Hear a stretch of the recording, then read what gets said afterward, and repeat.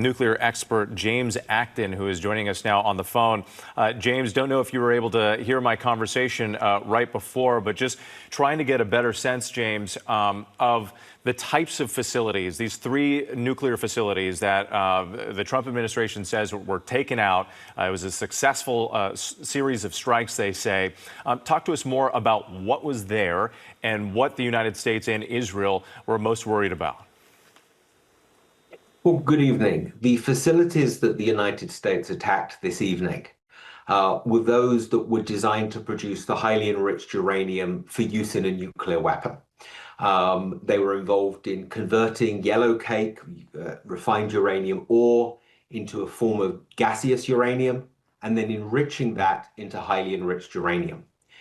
The problem the United States and Israel have is Iran almost certainly has materials and equipment whose location we don't know about. So I've heard a lot this evening about the success of the attacks and how about the United States and Israel have destroyed facilities. But the problem that we now face is we haven't destroyed knowledge, we haven't destroyed materials, and we haven't destroyed equipment.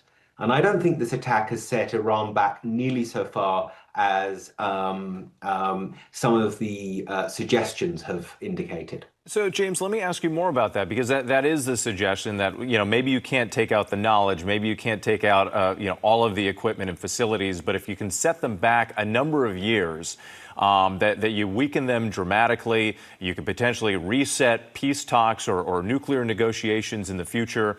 How much of a setback do you think a strike like this could be for Iran? Well, there's two things that I'm very worried we haven't destroyed. The first thing is Iran's highly enriched uranium that was previously stored at Isfahan. Now, that was one of the facilities that was attacked tonight, but the Iranians have claimed, and I tend to believe them, that the highly enriched uranium had already been moved from Isfahan. This is material that is stored in things that look very much like scuba tanks. It's that small. Tracking that material is going to be exceptionally difficult. After the collapse of the Joint Comprehensive Plan of Action, the IAEA lost the ability to monitor the components that go into the centrifuges that Iran uses to enrich uranium. In my opinion, they've likely been spread around the entire country.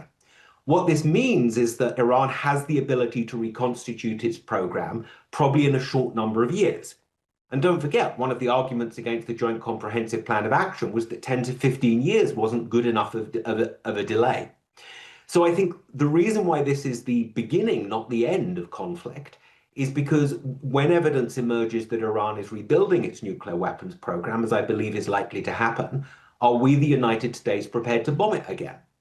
And if it starts to reconstitute again, are we prepared to bomb it again after that? Exactly. And how long of a prolonged conflict could this mean that the United States just got itself involved in? James Acton, thank you so much for your time. We really appreciate it.